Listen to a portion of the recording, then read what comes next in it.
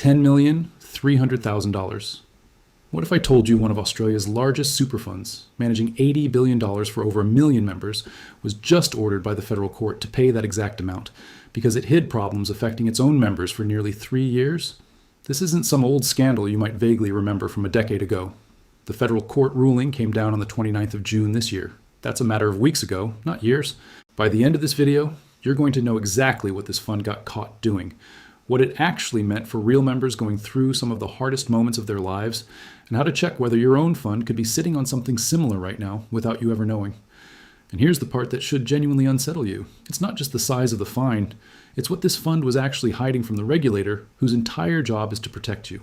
If you want to know exactly what your own super fund is legally required to disclose, and what you can check for yourself in the next 10 minutes, hit like on this video, subscribe to RetireScope AU, and stick with me, because this case reveals something about the entire industry, not just about one fund.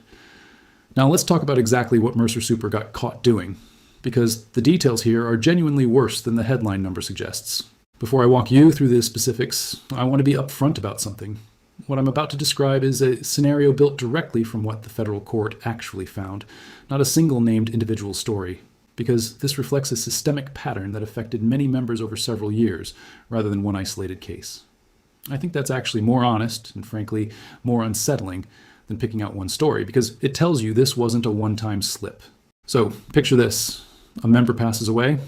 Their spouse, still grieving, expects the fund to do what it's legally required to do, process the remaining super balance and any applicable insurance benefit, and pay it out properly. Instead, months pass. And during those months, the fund continues deducting insurance premiums from an account belonging to someone who has already died, money quietly being taken from an account that should have already been closed out, before eventually refunding those incorrect charges, far later than it ever should have. Here's the mistake on the fund's side.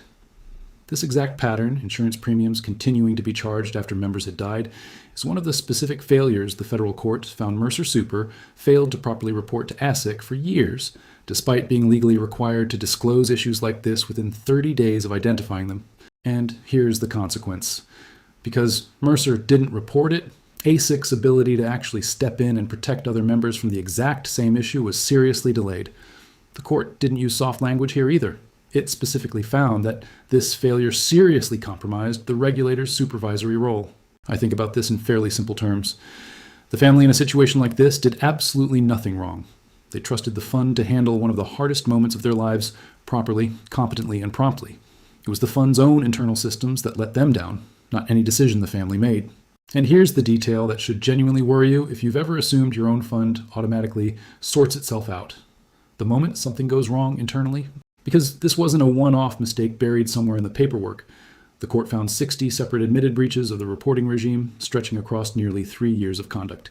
So let's actually break down exactly what Mercer failed to report, because the full list genuinely goes beyond just the one issue. Australian super trustees operate under something called the reportable situations regime. In plain terms, if a fund identifies an investigation into a significant breach of its core obligations, it's legally required to notify ASIC within 30 days. That 30-day window exists for a real reason. It's meant to give the regulator early visibility so problems get fixed quickly rather than quietly, internally, over years. The federal court confirmed that Mercer failed to report 7 separate investigations to ASIC entirely. Not late, not incomplete, simply never reported at all. On top of that, one further investigation was reported, but more than a year after it should have been. Here's what those investigations actually involved. Insurance premiums charged to deceased members' accounts, which we've already walked through. Member accounts that weren't properly updated, leading directly to members paying higher fees and receiving less favorable insurance cover than they should have had. $64 million in member funds that were delayed in being properly allocated. And eligible members who simply weren't provided with the death and total permanent disability insurance cover they were actually entitled to. None of this is abstract paperwork sitting in a filing cabinet somewhere. Every single one of these failures represents a real person's money, sitting in the wrong place, doing the wrong thing, for longer than it ever should have. And here's something that genuinely surprised me when I read further into how the court described Mercer's response to all of this. Because the court didn't just find that Mercer missed reporting these issues. It found that Mercer failed to take all reasonable steps to ensure one of its reports to ASIC was even accurate, and actually provided information that understated how many members were affected by the problem. Think about what that means for a moment. It's one thing to genuinely miss a deadline. It's another thing entirely to eventually report an issue, but understate its real scale to the regulator meant to be checking your work. So if this is what one fund got caught doing, is Mercer simply an unlucky outlier here? I wish I could tell you yes. But widen the picture a little, because this is genuinely important context. Mercer is not an isolated case. In November last year, CBIS was ordered to pay a $23.5 million penalty for similar failures, processing death benefits and insurance claims, with delays affecting more than 10,000 members. In May this year, the federal court found Telstra Super had failed to properly comply with its internal dispute resolution processes for around a third of member complaints it received.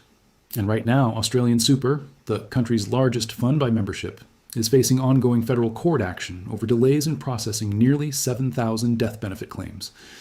When you see this exact pattern show up across 4 of the country's largest, most trusted super funds in under 2 years, this genuinely stops looking like bad luck affecting a handful of unfortunate members.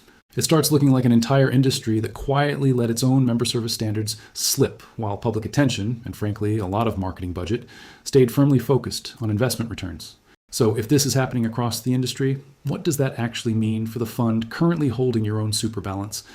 Because there's an important detail buried in this particular ruling that genuinely matters for your own peace of mind. And it's easy to miss if you only skim the headline. Here's something worth clarifying properly, because it often gets misunderstood. ASIC Chair Sarah Court specifically confirmed that this $10.3 million penalty is paid by Mercer, the corporate entity itself, not deducted from the super fund or from members' individual balances. That's genuinely worth knowing, because it separates 2 very different questions. Did the specific penalty cost you money directly out of your own account? No, it didn't. Should the underlying situation still concern you regardless?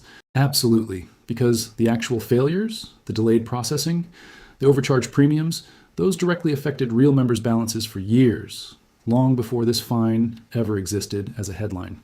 This case sits within what ASIC has openly stated is one of its 2026 enforcement priorities, specifically holding superannuation trustees accountable for member service failures, which tells you something important. Regulators themselves have recognized this as a widespread enough problem that it needed to become an active enforcement focus, not just a one-off court case. So now that you understand what actually happened here and why it genuinely matters beyond just one company's court date, let's talk about what you can genuinely check in your own account this week. The first thing worth doing is logging into your own super account and checking whether your insurance details, your beneficiary information, and your personal details are all current and correctly recorded. It takes a few minutes, and inaccurate records are exactly the kind of thing that contributed to the failures we've just walked through. The second thing, and this one matters a great deal, is that if a family member has passed away recently, or you're currently managing a deceased estate that involves superannuation, don't simply assume silence from the fund means everything is being properly handled in the background. Follow up directly, follow up in writing, and keep a clear record of every single communication and date. Based on everything we've just covered, that kind of paper trail is exactly what protects you if things move slower than they legally should. The third thing is checking whether your specific fund has appeared in any recent ASIC enforcement actions, and whether it publishes information about how it actually resolves member complaints and disputes. A quick search takes a couple of minutes and genuinely tells you a lot about how seriously a fund treats its obligations. The fourth thing, if you ever raise a genuine concern with your fund and it goes unresolved or simply unacknowledged for an extended period, is knowing that you can escalate it directly to the Australian Financial Complaints Authority, rather than assuming you have no real options beyond waiting. And the fifth thing genuinely connects back to something we've covered before on this channel. Keeping your binding death benefit nomination current and valid matters even more once you actually understand how easily a fund's internal processes can fall behind, sometimes for years, without anyone outside the organization knowing. Here's what I want you to take away from all of this. This case isn't really about singling out one fund unfairly, and it's genuinely not about telling you to panic or lose confidence in the entire super system overnight. It's a real, current reminder that even the largest, most trusted institutions in Australian superannuation can fall well short of what their members are legally owed, sometimes for years, before anyone outside the organization finds out. That's exactly why RetireScope AU exists, to give Australians the real picture of how this system actually operates in practice, not just how it's supposed to operate on paper. I want to hear from you on this one. Drop a comment below and tell me, honestly, is your super currently with Mercer, CBUS, Telstra Super, or Australian Super? I'm genuinely curious how many people watching this right now are actually connected to one of these specific cases. And if you know someone who's never really questioned how their own fund actually handles member issues behind the scenes, send them this video today.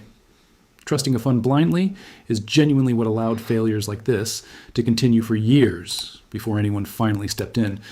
Because the version of this story where members actually check, that's the version where funds get held accountable faster, not 3 years later.